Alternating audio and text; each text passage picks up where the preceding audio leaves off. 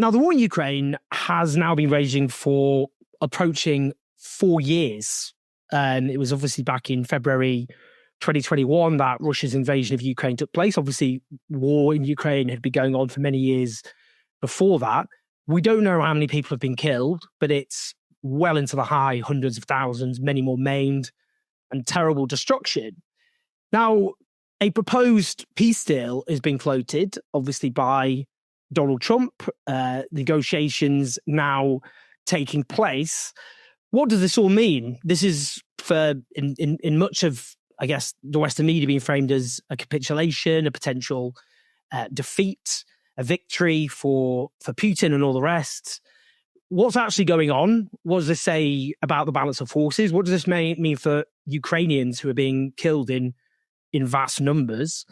And also just the broader context. There's no better person to speak to than Volodymyr Ishchenko, who is a sociologist from Ukraine. He's written extensively about this, including a really compelling book called Towards the Abyss, published in lots of different media outlets, from The Guardian to Al Jazeera, and now based in Germany. So it's great to speak to you, by the way. Thank you. Thank you for having me. I just want to start. So, I mean, this idea of, I guess, what the way it's being described is as a defeat. This would be a defeat that, sovereign Ukrainian land would be handed over to a country which had illegally and unjustly invaded. So it's a kind of awarding, even though it's not the original maximalist Russian war aims, but still territorial gains won through an illegal invasion. What do you say to that? Well, I think it's objectively a fixation of Ukraine's defeat, because if you look at the original plan, especially the 28 points, they include all of the Putin's, demands, at least in some form. So you would find no NATO in Ukraine. You would find something about Russian language. You would find certain demands on the limits on Ukrainian force and so on and so forth. So basically, the things that Putin, in a kind of like vague form, has been speaking about since 2022, and has been consistently repeating the so-called tasks of the special military operation, as he called it. So it's, I think it's important to recognize that, yes, this is the fixation of Ukraine's defeat. However, I do not think that this is a capitulation for Ukraine, because it's also important to note how far it is from what is typically framed as Russia's maximalist goals. So it's not about taking over most of Ukraine's territory. Ukraine loses territory which, Russia conquered now. But that's not about the destruction of Ukraine's statehood. It's not about the change of government in Ukraine. Ukraine will have elections, and Ukraine as a democracy is supposed to have elections. But no, it's not kind of like installment of a Russian puppet government. That would have been one of the goals of the original special military operation, which failed in the early 2022. So defeat, but not capitulation. And potentially, at least so far, and as it is recognized by the many, Western observers as well, it is perhaps the most realistic path to end the war as soon as possible. I mean, in terms of, I guess, how some would frame this, they would say, well, and I should say, by the way, you corrected me there, it was the invasion, of course, is February 2022, not February 2021, so it was nearly 4 years ago. So would say, well, all this will mean is Russia's going to buy time, that what they will do is take this as, at least they've achieved something, they've taken some of Ukrainian land, then they will, prepare their armed forces, rebuild their capacity, and then launch, when they believe the time is right, a renewed offensive in order to conquer more Ukrainian land. What do you think about that? Why not buying time for Ukraine? So, well, of course, it depends a lot what exactly they're going to sign, if they are going to sign anything at all, which is also uncertain. And well, right now, as we are speaking, they have these talks between Witkoff and Putin. But if you look at the 28 points plan, and 600,000 of Ukrainian army, this is more than twice bigger than the army Ukraine had before the full-scale invasion. Bigger than the army which was actually successful in repelling the original invasion. It's something about like a half of all the European armies. It's a big force. Maybe Putin would demand something much smaller, and then, well, it's likely that Ukrainian government would, well, not accept this demand. We'll see.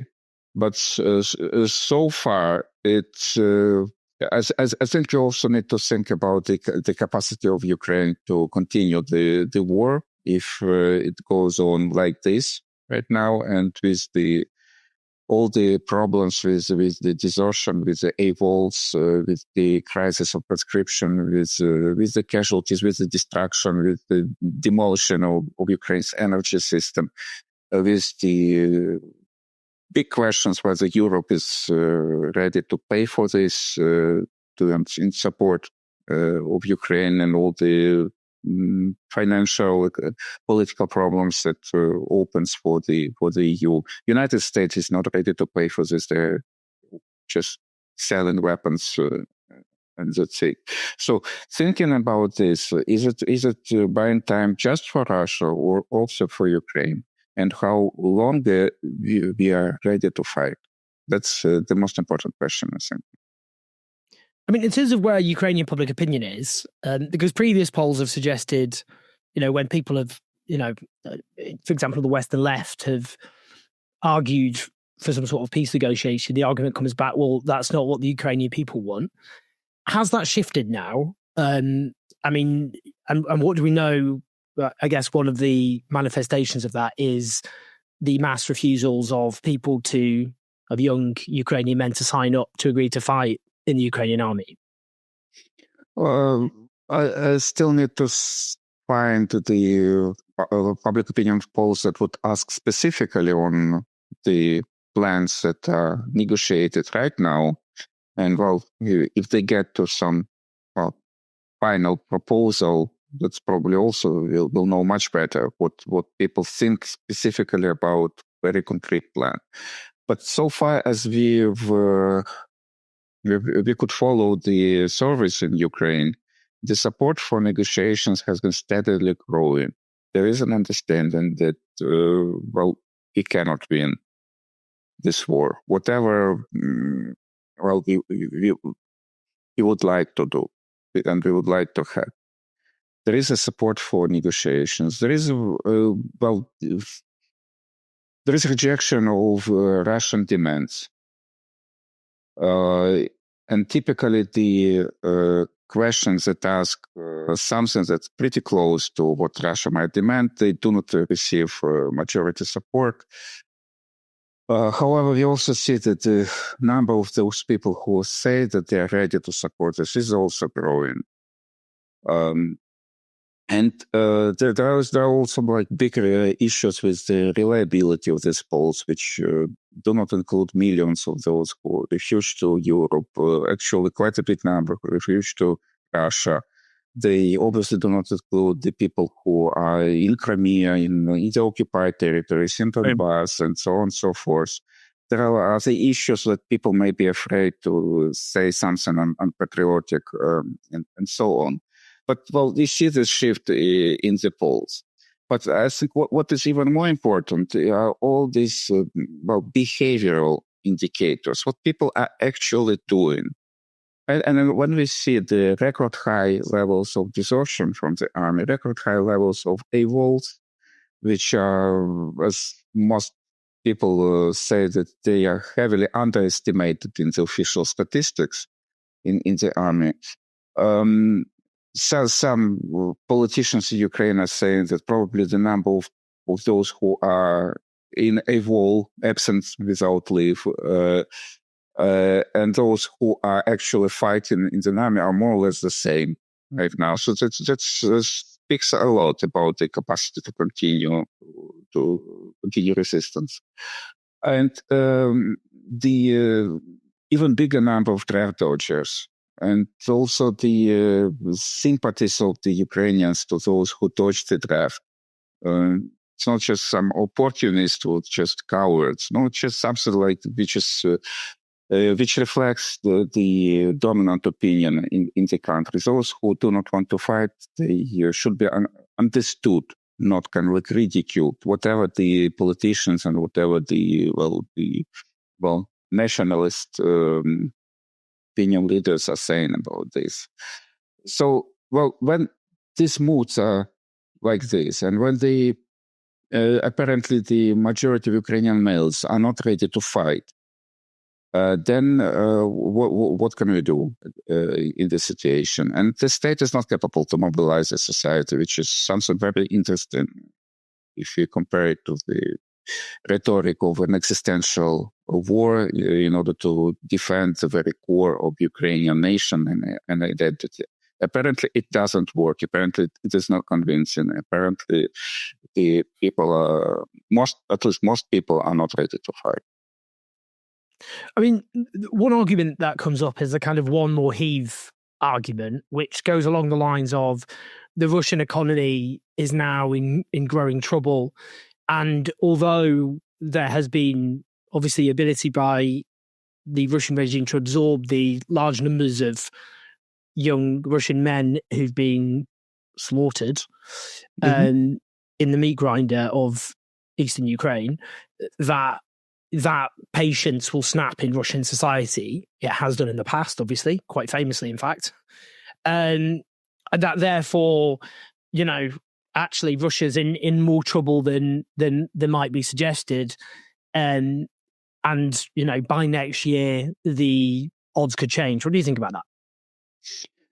This has been a part of Ukrainian strategy. So we try to kind of like cause some damage to the Russian economy and society with drone attacks, attacking the oil and gas refineries, the energy system. We produce some kind of like chaos in Russia, and the people in Russia would kind of like sabotage the efforts, and probably it would contribute to the fall of Putin's regime. So far, it has not produced such a result. Although the moods in Russia are kind of like also in support of negotiations right now, and there is evident growth of kind of pro-peace attitudes. But it's also understandable that they support peace basically on Russia terms. And all these negotiations can also contribute to the expectations while Trump is in power and there are some negotiations happening, and Russians are also kind of tired of this war. So they express the desire for peace, but it doesn't mean that Russia is in a comparable state of the moods and disintegration of the army as it is in Ukraine. The number of desertions is also rising, but not to the same scale as in Ukraine. Very importantly, Russia, according to the independent estimations, Russia is capable to recruit about 30,000 of mostly volunteers every month. And this has been the number which more or less stable since 2023. Not all of them are volunteers. Some were forced, especially prisoners, especially conscripted soldiers, then all kind of like forced to sign a contract to the army. But nevertheless, most of the Russian soldiers have been volunteering for high payment. And that's also speak about the Russian state capacity to offer such a high payment and actually increasing time. And with at contrast with the Ukrainian army, because it's not simply that Russia has more money, but it's also about certain state capacity. So, for example, in Ukraine, this year, in the beginning of this year, Ukrainian government tried to attract the youngest males between 18 and 24 who are not conscripted, but they try to offer them attractive contracts to attract more volunteers. So also high payment, also different benefits, and importantly, at that moment, they didn't have a right to leave the country. The borders were closed for them. And they promised that just after 1 year of service in the army, they would be allowed to leave the country, which was a huge thing. And it was a big kind of like media campaign to attract the youngsters to the army. However, after several months of this campaign, they could attract just about several hundred of young volunteers. And now compare several hundred after several months and 1,000 on average into the Russian army each day. It just says something that the Russian state is much more capable to motivate and mobilize their society, and it does not explain simply by the economic by the amount of money and so on. Many Ukrainians simply probably do not trust their state and are not ready to defend the state as it is now. And I think also all these corruption scandals are especially contributing to the demotivation to fight for the state. And so when Zelensky decided to open the borders for 1822, because they cannot attract them to the army, they also cannot conscript them forcefully because of the political reasons and because of the outrage it would produce in the society.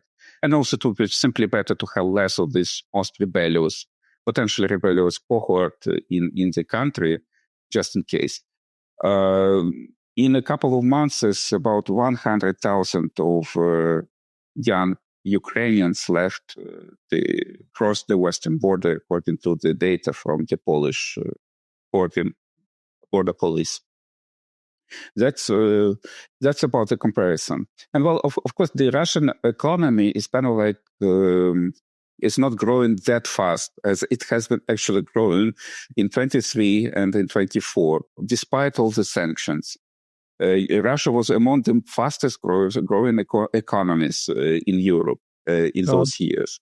Now their growth is much smaller, maybe about 1%.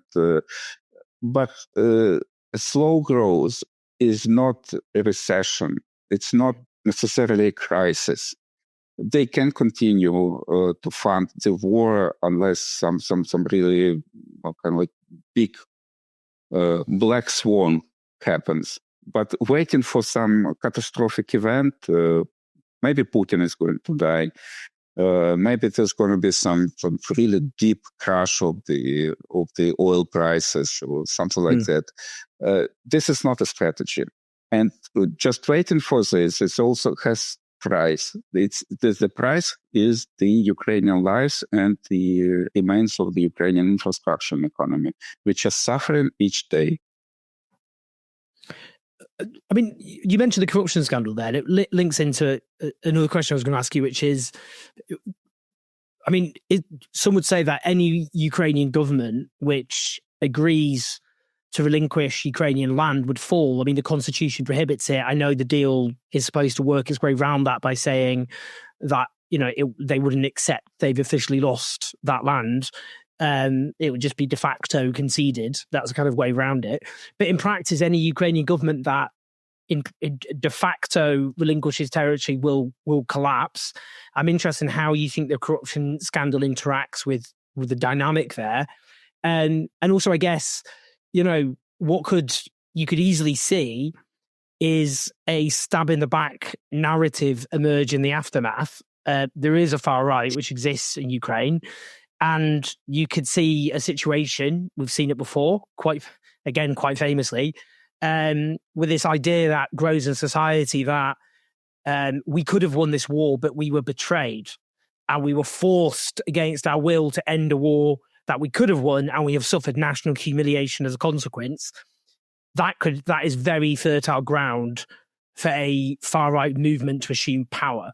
So I'm just interested what you think about that, the kind of fate of the Ukrainian government, the corruption scandal, and that possible scenario.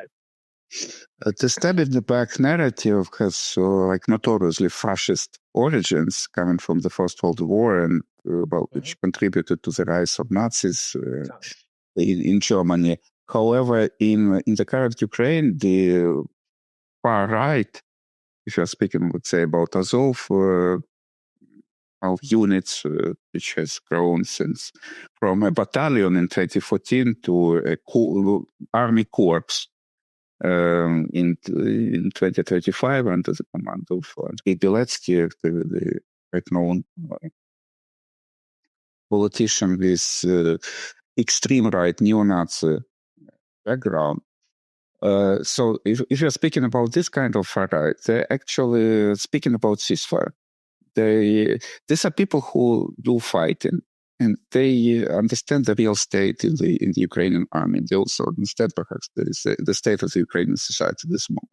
These are not the most kind of warmongering group in Ukrainian public. In fact, it's more like this liberal, anti-war, pro-Western types who typically do not fight, but they are the most kind of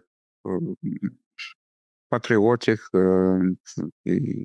fight until the end, and so on and so forth. So that kind of discourse about that this is existential struggle that we cannot lose, and this is our civilizational choice, comes from a very different segment of the Ukrainian public. Those who are not necessarily, in fact, capable for coup d'etat or something like that, but they could contribute to some protest mobilizations, to framing public discourse. This is perhaps the most the public from Ukrainian society who is heard the most in the Western media. These are privileged middle class, so they speak English, and these are the typical sources of the Western journalists who are writing about Ukraine. But, it's almost like the opposite thing. In contrast to kind of step in the back argument. And in fact, the phrase painful compromises that Ukraine might need to take is now heard from Ukrainian politicians, not just from Trump or some kind of Western peaceniks or so on and so forth. It's something that starts to appear in, I think even Zelensky mentioned it recently.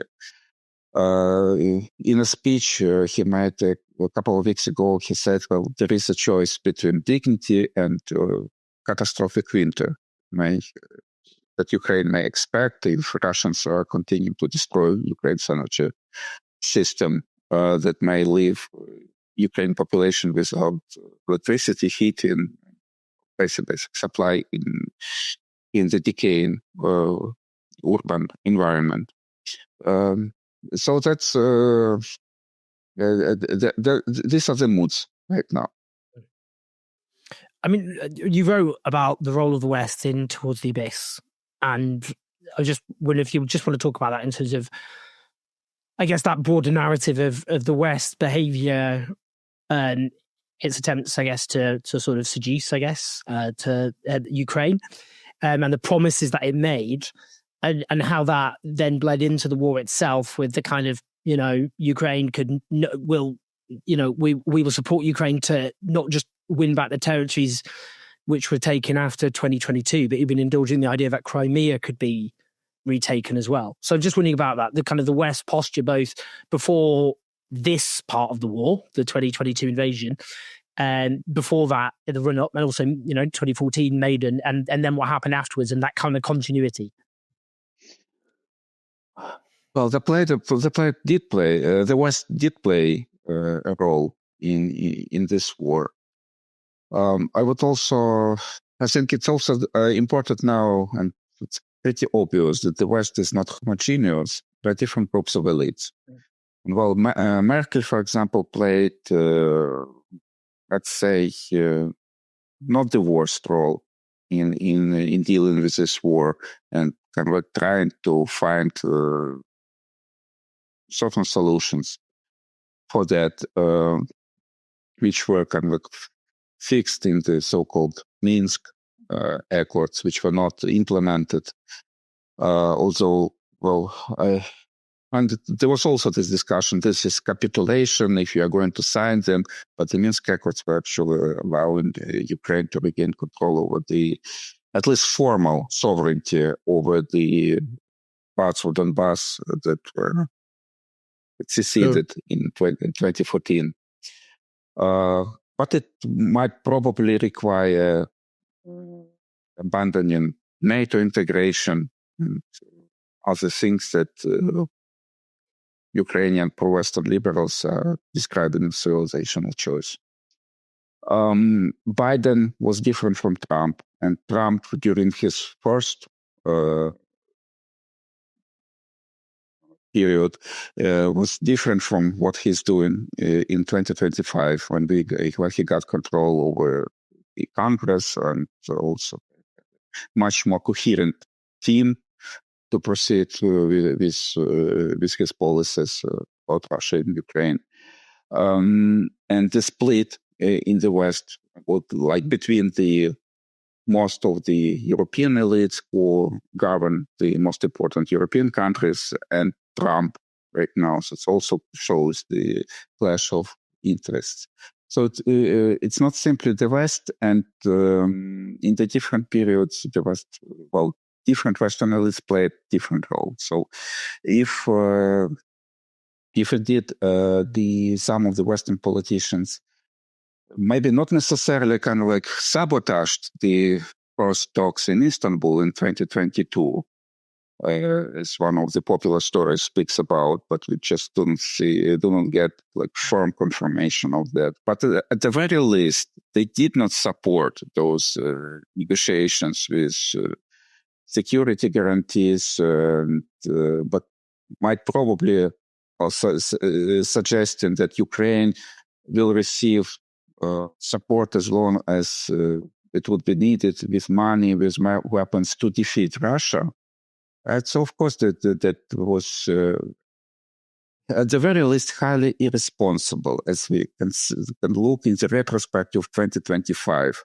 And in fact, responsible for the hundreds of thousands deaths and destruction of big part of Ukrainian economy and taking more of Ukrainian land, which could have been possibly prevented already in 2022 with different policies of certain Western elites. I noticed today the hawkish Republican Congressman Lindsey Graham, who's someone who has put a very aggressive stance throughout, and he notes, just tweeted out casually as an aside, that Ukraine joining NATO isn't likely to fly. Just kind of casually as almost just an aside. But that was something which was seen as a kind of central totem, I guess, of that NATO, that Ukraine would end up joining NATO, and now is just conceded without even a second thought. I mean, do you think something like this deal actually could just have been agreed a long time ago without the number of people who've been killed in the intervening period? Yeah, I don't see why it could not be possible. And well, the why certain Western elites were so much insisting that on NATO open doors and the right of Ukraine to join any alliances they choose without offering some real membership action plan or something like that. So it was kind of like what they decided in Bucharest in 2008, that Ukraine and Georgia will eventually, in some unspecified time, join NATO in future. However, without actually starting to integrate them. And that was perhaps the worst decision possible. Neither integrating nor just kind of like putting the point, a full stop on the discussion that, well, Ukraine is probably won't be invited to NATO. As a result, we've got the destabilization of with Russia, the war between Russia and Georgia in 2008 was a direct consequence of the Bucharest summit. And, well, the war in Ukraine obviously has a connection to that. Yeah. Just a couple of final things. I mean, one is, again, the argument that some presented was that this war was triggered by the expansion of NATO. And the counter argument against that is, well, if you read what Vladimir Putin's speeches have been, then actually they've often generally just focused on greater Russian chauvinism, and including kind of rants about the Bolsheviks inventing Ukrainian identity. And Medvedev, the former prime minister and president who served as a kind of Putin proxy, often portrayed in the West as a reformer at the time, speaks in kind of caricatured, cartoonishly, kind of almost genocidal, some would say, in the way he speaks, in terms of just erasing Ukraine as an identity, saying it doesn't exist, talking in very bloodthirsty terms. So some would say, well, actually, this is just powered by greater Russian chauvinism, and the issue with NATO is a kind of distraction.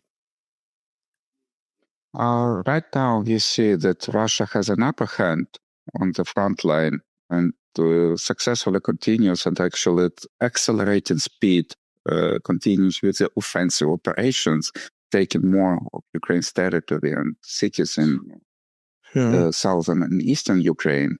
But at the same time, it looks like negotiating about much more limited set of paragraphs. As we just started the discussion, the 28 points plan is about Ukraine's defeat, and it does have a relation to Putin demands, but it's pretty far from erasing Ukrainian identity or destroying Ukraine's statehood. It's not 600,000 army, which is included into that plan, and even 300,000 if Russia would insist on partial limits. That just doesn't speak about in favor of that theory that it is all about some historical fantasies that Russia and Ukraine are just the same people, and it's all kind of like about some irrational ideology to restore Russian empire. If Putin would be motivated by that, he might have just not doing anything about those negotiations, but simply continue the offensive and destruction of the Ukrainian economy. It's kind of like it works for him right now. And just whatever we think about this quarter, well, this is what's happening. And at the same time, NATO has been kind of like consistently present in the demands of not just Putin, but even the Russian leaders before Putin, starting from Gorbachev, Yeltsin, and Putin since 2000s, well before that war could have been even imagined between with Ukraine. So NATO is kind of like a constant, and also a constant in all the voiced demands that Putin made since the start of the full-scale war. NATO is important. And I would say it would be simply kind of like politically motivated denialism to say, no, NATO is not important at all. However, of course, it's not necessarily important just in the way as Putin presented it, that Ukraine would become, well, dangerous to Russia when becoming a NATO member state, and some kind of like major invasion might have started from Ukrainian territory. And I think it's like fundamentally the question whether Russia could have become a member of NATO, which Putin even asking Bill Clinton, and so if NATO is expanding and Russia is not allowed to enter NATO, what kind of alliance is that? That's his reasoning. And why it is becoming closer and closer to Russian borders. And so I think that that's fundamentally the question which not so many people actually, discuss or study,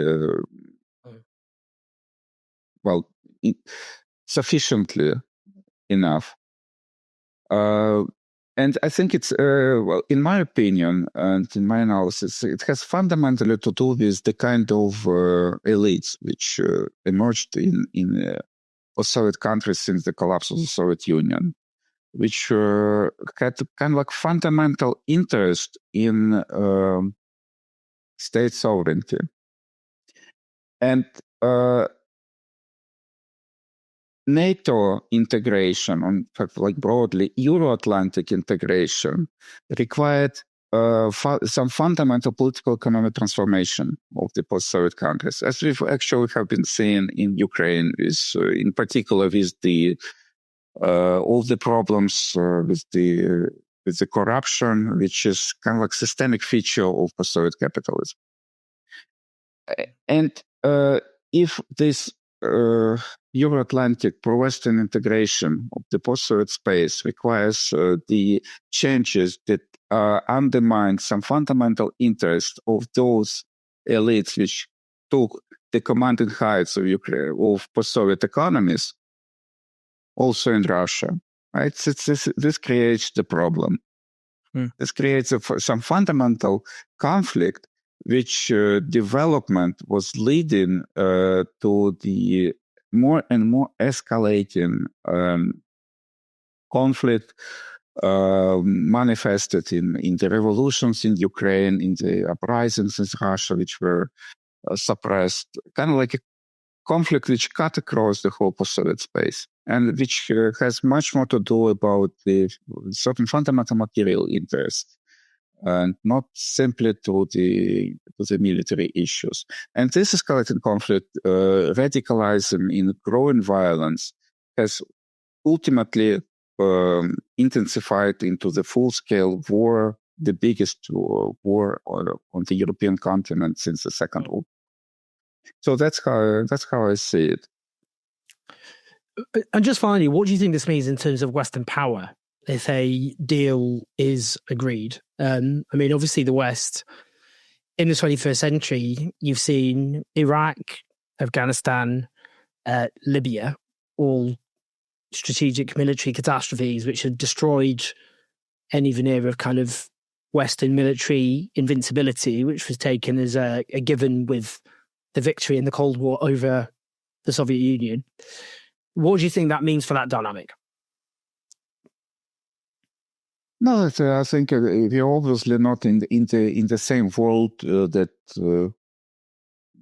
many believed has been established after the collapse of the Soviet Union and the end of the Cold War.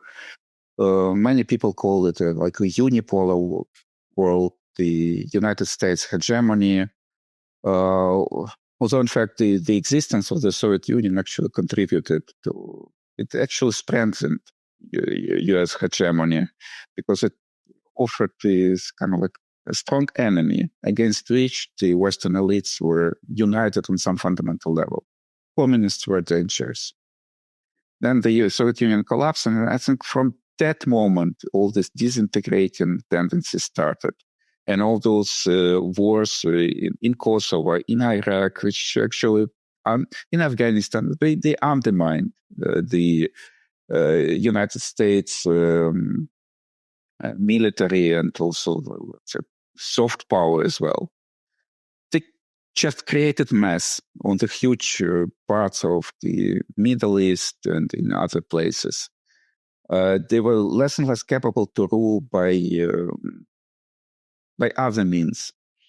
And the processes that led to the Russia-Ukraine war, and like also the outcomes of the hegemony crisis, in quite abstract way. And at the same time, obviously, the outcome of this war, which at this moment looks like favorable to Russia, only ever more contributes to the crisis. And whether we are going to find the way out of the crisis, a sort of kind of a solution in a way of a more stable international system, this moment it's not clear absolutely. And it might require very different international institutions. The United Nations proved to be pretty important in many other conflicts, not just Russia-Ukraine war. It might probably that, for example, China or something like alliance around China could become kind of like the center of the new international order. Or it's also possible, and at this moment we need to be very clear about this, that these disintegrating tendencies, the escalating crisis, may eventually lead to a nuclear war and the end of the human civilization as we know. And this danger should be kept in mind. All the discussions about it, unjust peace, which is always better than the continuation of this war. A gruesome place to end, the potential extinction of the human species, but that is, unfortunately, in the world in which we live, that is actually a possibility that you can't simply dismiss. And obviously, nothing is worth the nuclear extermination of human civilization. And that was fascinating, as always fascinating talking to you, Volodymyr. For those watching, do share the video, press like, subscribe, leave your comments, leave your thoughts. We'd love to hear what you think. But huge honor to speak to you. Thank you so much. Thank you.